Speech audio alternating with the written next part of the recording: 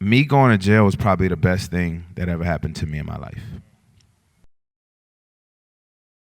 And the reason why I say that is because growing up where I grew up, I grew up middle class. My parents went to school, graduated. You could say that I was brought up in a home where people kind of taught me the right things, but I went to a school that was, where I'm from, Prince George's County, Maryland. If you go to school there and you're not in a private school, you're basically going to go to a bad school. And when you go to a bad school, it's like the decisions you make determine, what you'll be and where you'll be. I went to a bad school. I didn't get good grades, so I hung out with other people that didn't get good grades. The thing was, when I went to jail, I had perspective, something that a lot of people don't have, or multiple perspectives. My perspective was growing up middle class, my parents went to school, all of that. And then I also knew how I was in the streets and some of my friends that I hung out with, how they grew up. So when I went to jail, I knew what right from wrong was, So with me, the first time I went, I was able to kind of transition and turn that into something that made me want to actually succeed in life and go down a positive path. Whereas most people that go to jail, they only have one perspective. And when they have one perspective, it usually ends up becoming something where, it's a cycle. They kind of go back, you know what I mean? So for me, it really shaped the way that I saw the world and I saw my future. I needed that in order to kind of have some type of reality check, because I wasn't living in reality. A lot of people go there and again, it's just a cycle. And that's because they have only one perspective. They only have one way of living and understanding how to live and how to make money. You know what I mean? Yeah. So I guess off of that, how did you get started doing art and music? All right, so let me break this down. I went to jail. I got in trouble once, but I went to jail 3 times. You get me? So the first time I went to jail, I learned my lesson. I got out. I just wanted a job. I remember, I was going so hard to get a job. I had a job working at McDonald's, and it was like a 2-3 hour commute every day to go there to get paid nothing. And I felt proud to put on that tie and go in there and make fries. You know how hard making fries is? Seriously, next time you go to McDonald's or any restaurant, whoever's making the fries, you got to have a lot of respect for that person, because that's not an easy job. I was doing that because I just wanted to prove that I could be somebody and something and not go back to jail and get in trouble. The reason why I went back to jail is because I didn't have enough money to pay my home detention, which was $300 a month. I was in school trying to do that. I had a job working there. I didn't make a lot of money. And the thing was, I got sentenced to 15 years, but they suspended it to 3. And they made me do the 3 on home detention, but it wasn't state home detention, which, the state pays for. It was private home detention, which I have to pay for. I violated probably 2 years later on my last year. And then I ended up having to basically I went to jail for 2 months. I got out. My lawyer couldn't get me out. He told me that, I violated, so I couldn't get a bail. I was on the phone with the clerk's office every single day, telling them I'm in school, I'm trying to get my life together. I didn't get in trouble again. It was just a violation. Can I have a bail? I ended up getting a bail without my lawyer. I got out for 2 months, and when I went to court, the judge was like, yo, we gave you home detention, we gave you a slap on the wrist, you're just gonna have to do the rest of your time in jail. So that's why I went to jail 3 times. But I never got in trouble again, you know what I mean? It was literally the same thing that followed me from the age of 17 to 19 is when I went to jail. I turned 20 in jail the last time. But the great part about that last time is they sent me to state prison.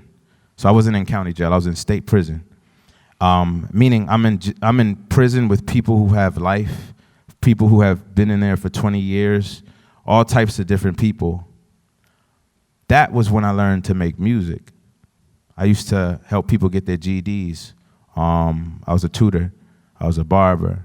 And in my spare time, I would listen to the radio and memorize beats. And I would write to those beats in my notebook. And I remember some of my students, they would look at me and be like, yo, I didn't know you rap, like, spit something. Like, everybody would always ask me that. And I was just like, downplaying it, like, nah, I'm not that good. I was shy. I didn't think it was really that good. I was just doing it because it was fun. I remember I did that for about maybe a week. They harassed me for like a week. And then one day I was like, all right, look, man, every time they see me, they're going to ask me, so let me just try it out.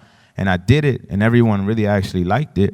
And on top of that, everybody wanted me to continue to do it, and that's where I gained my confidence. And when I was there, I said, when I get out, I'm going to go back to school and try to, just live a normal life, but I'm going to try to make a mixtape and see where it takes me. And, here we are today.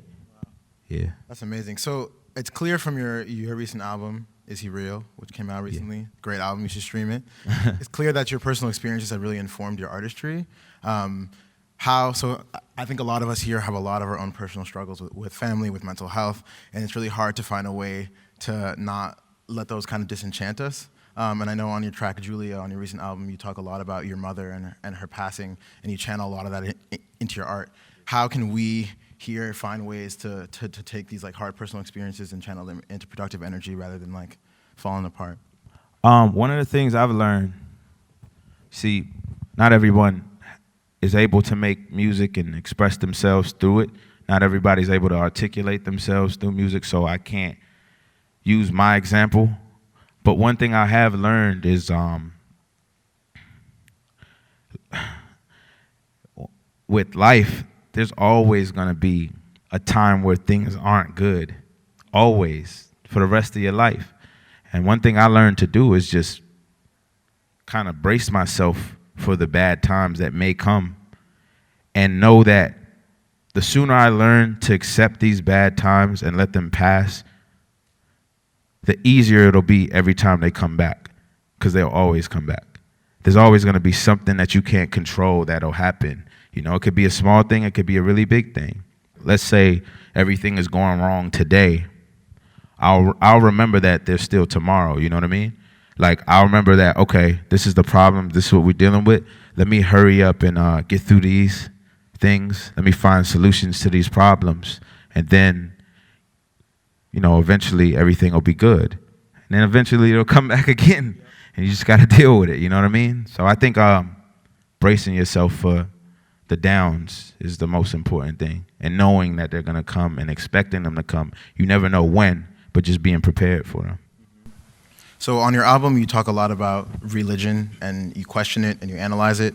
And I read that a lot of your understanding of religion stemmed from your time away incarcerated. So how did you get into religion, and how do you think about it, and how did it influence the creation of this most recent project? Wow. So with religion, nah, that's a good question. It just made me, I got something to say about that for sure. I remember the first time I ever had any type of encounter or understanding of religion, I think I was like 3 or 4 years old. And my aunt was telling me, she was like, all right, there's heaven and there's hell. If you're bad, you go to hell. And hell is bad and it's hot and all this stuff, and you don't want to be there. If you're good, you go to heaven. And heaven has all the candy and toys and blah, blah, blah, all this stuff. That's literally the first thing I can remember. And even then I had questions in my mind. But from there, it was like, kind of like, my parents, Christian, going to church with them, not really fully understanding why, but I know it's a good thing. You know what I mean? That's kind of like, that was like my experience with religion pretty much my whole life.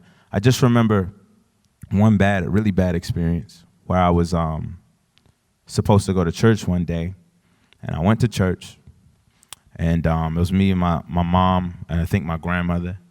I went to church, I sat down, and, church is usually like an hour long.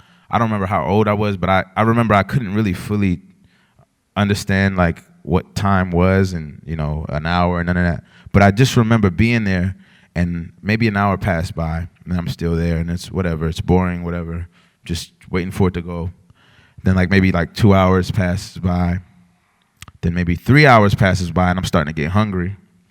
And I'm like, okay, what's going on? Like, I'm trying to get out of here, you know what I'm saying? And then 4 hours, 5 hours, 6 hours, and I didn't realize it.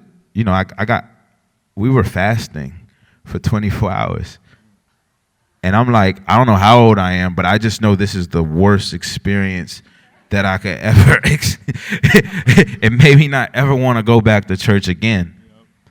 So it was always this dynamic of that thing that stained my mind and memories.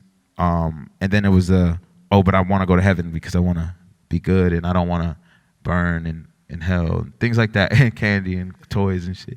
So I'm like, it was always this conflicting thing that I always used to question.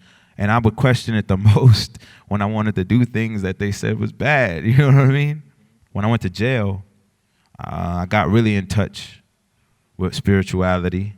It was like nothing the first time I went to jail. There's not really much you could do, you know what I mean? And I started reading the Bible and just having my understandings. And you go through that thing where you're like, God, if you get me out of here, I promise you I'll never do this, and all that. I mean, look, let's just say I got out, and maybe about 2 months later I was back on my shit. Like, not like illegal shit, but just normal bad shit. You know what I mean? and so, it was always this back and forth, like believing in God when I needed God, and then not believing in it when I wanted to have fun. And I think even to this day, it's like somewhat of a conflict. You know what I mean? I believe in spirituality. I do believe in the fact that there is a higher power. I think the word God confuses a lot of people. I think when you say God, you think of some man with a long beard or something like that. I think that there's definitely something that created this world. It's too perfectly engineered. Everything works so perfectly together. There's no way that this just came out of thin air. I think God is basically the most ingenious engineer in the universe. He created the universe, so I don't even know what's after the universe, but whatever that is, that's what God is to me.